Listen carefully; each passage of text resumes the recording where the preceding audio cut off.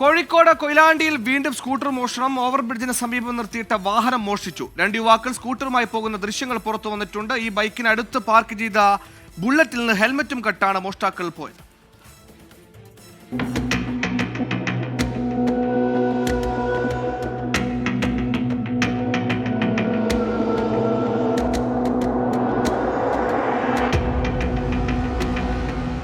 ഇന്നലെ ഉച്ചയ്ക്ക് കൊയിലാണ്ടി ഓവർബ്രിഡ്ജിന് താഴെ നിർത്തിയിട്ടിരുന്ന വാഹനമാണ് മോഷണം പോയത്. മൂടാടി സ്വദേശി രാജീവൻ സ്കൂട്ടർ പാർക്ക് ചെയ്ത ശേഷം ബസ്സിലാണ് കോഴിക്കോടേക്ക് യാത്ര ചെയ്തത്.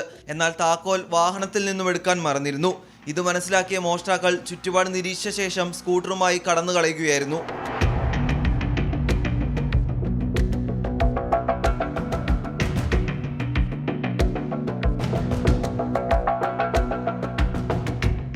KL 56U 1815 നമ്പറിലുള്ള സ്കൂട്ടറാണ് മോഷണം പോയത്.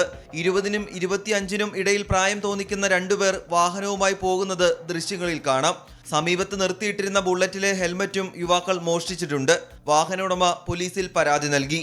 24 കോഴിക്കോട്.